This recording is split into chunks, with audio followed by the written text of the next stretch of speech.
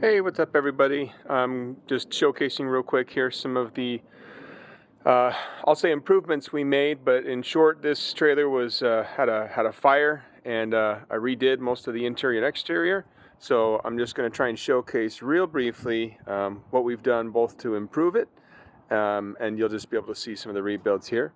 So on the front, some of the additions I added were a battery and a battery box. I just recently added the cutoff switch here.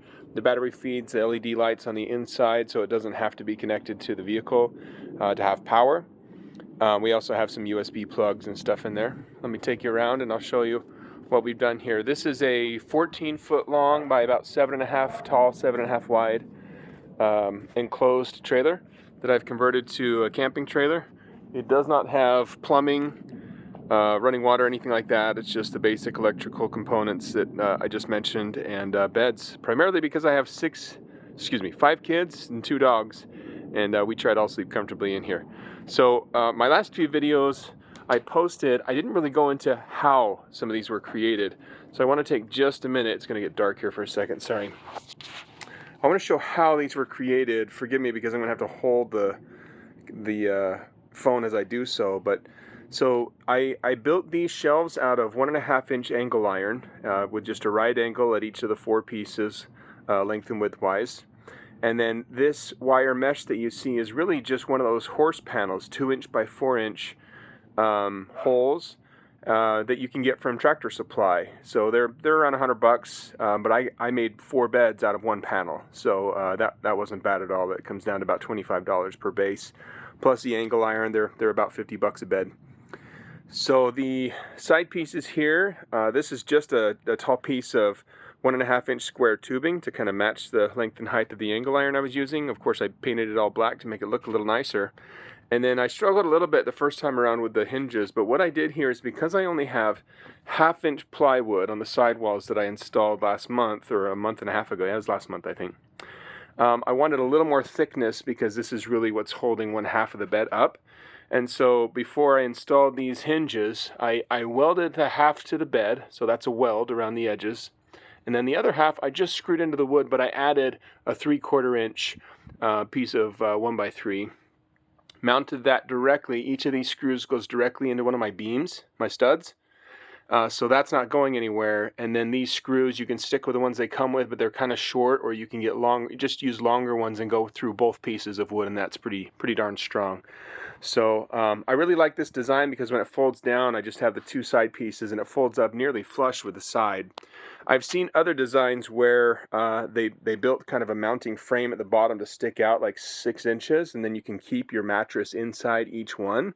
I was really tempted to do that, but you use more than twice as much metal tubing, or at least metal in general, and that was just getting super expensive, and I didn't buy enough in my first round. So I thought, you know what, let me see if I can do this cheaper.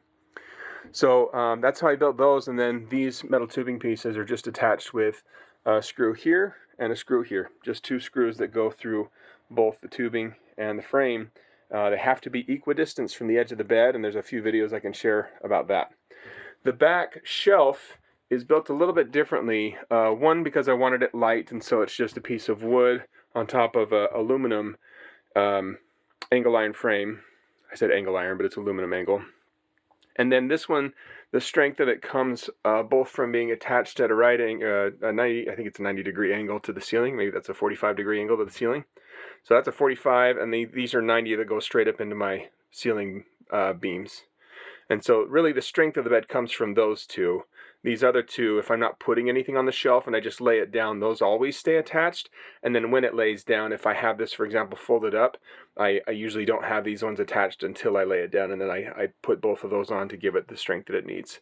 But it's plenty strong for, my 6-year-old sleeps up on here with just a trifold mattress. I keep the trifold mattresses here almost all the time, and there's like 6 or 7 of them there, 1 for each bed, and then a couple for the queen pull-out here. There's also room on top. Obviously, I've got some camping chairs and a couple of our camping totes on top of there, but you can stack this to the ceiling if you really want to, with either mattress pads or pillows and everything. We use this back cargo net in the nose of the trailer, and many people struggle, like, what do we do with the space in the nose of the trailer? We just throw all of our bedding in there. Blankets, sleeping bags, pillows, all that stuff fits great, and I just use the cargo net to keep it in place. Those are tethered with D-rings attached to either the side studs or the roof beams with a couple of self-tapper screws. That's just a kitchen box. It's pretty big and pretty heavy, but it's nice to keep everything kitchen-wise and cooking in one place. And then I usually have stuff in these shelves. I just happen to use it over the weekend and haven't put it back, but I typically keep my camping stove and like a kitchen fold-out camping table down here, a few water jugs.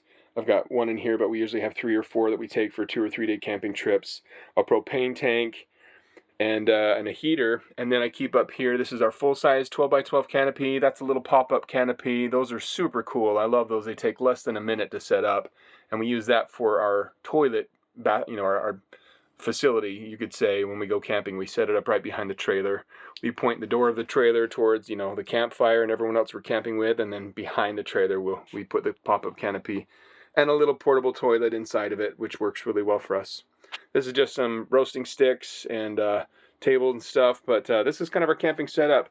I built this almost exactly the same way that I had before the fire, except I recently added the TV as well. My setup has the TV connected to an inverter, and that inverter wire you can either run straight to the battery outside. That's about a 6-foot length. In my case, this came with like a 12-volt outlet charger you would plug into your car lighter adapter in your car, and so I just bought a 12-volt extension cord, and it goes into that little hole in the front there that I probably need to plug up a little bit more once I run the new wire through. And that's kind of our setup. We absolutely love sleeping in this trailer. It's comfortable. It's pretty packed when we're all in here at night, so we don't use it to hang out very much during the day. But one of the advantages to this bed, and I'll give you a little bit of an idea of how I made this bed. This is actually a queen that folds up into the side wall. So all it is 2x4. Actually, I think I use 2x3s. These 2x3s run along the edges, and when it folds down, this half of the bed slides out an additional like 20-25 inches or so, and comes almost all the way flush to this set of shelving units over here. So it's an actual queen size bed. I think 60 by 80 are the dimensions of it, and it's just suspended first in the wall like the other beds. It's just got you can't see them, but there are hinges. They're not called strap hinges, but they're more vertical hinges that I wanted to go straight into the studs for strength, since that's got a little more weight on it. My wife and I both sleep on that bed. But you can see that the legs, when that slides out, the lower set of legs here are actually in the middle of the bed, while these upper sets of legs are all the way across here. So you got legs, and then the hinges against the wall, kind of keeping the bed strong. So that's how we build it. It's really awesome. I've mentioned this a few times, but I absolutely love these kind of Yeti cooler style, what are they called? Latches, I guess. These rubber latches. So I just pop these on here, and that keeps my beds from going anywhere when they're folded up into the wall. They're super cool. You can get like a 2-pack for $10 online on Amazon, really cheap. The pin is really just a safety feature that you can see that goes through both the tubing and angle iron to keep it more vertical than anything, so it's not kind of skiwampus when it's up against the wall. Otherwise this lower leg would stick out a little bit when it was flush, so I highly recommend that. And then we added lights this time around, so since the kids sleep here, this just gives them like a reading light and gives us a little more light in the trailer. I had 2, but I guess we only installed 1, so I'll figure out where to put the other one. So there's some light in the top. Typically trailers come with a light. This type of trailer usually has an interior light here, and that's the only light in the whole trailer. So I added a little bit more this time around, since we had to redo all the wiring anyway. And then I added a dual light switch, one for the outside lights and one for the inside lights. You may be wondering what these are for. Because I decided to mount all of the hinges for the bunk beds on a 3/4 inch piece of wood. The whole bed is sticking out of the wall a little bit, and so in order for me to get these nice and vertical flush when I put them up into the wall, I put those blocks in for it to kind of touch up against when the bed is in its upright position. So they're not absolutely necessary, but I like the look. I just did 45 degrees angle on them to make them look a little nicer. And that's our trailer. A lot of my family members haven't yet seen the finished project, but they were part of putting it together. My dad helped put the insulation in when he was down here. I put the vents back in the front and the back. I haven't put the roof the roof vent in. I'm actually not sure if I want to, because that ended up leaking after a few years in my last trailer. So we'll see. But yeah, that's kind of the finished project. Sorry the video turned out to be 10 minutes, but gives you an idea.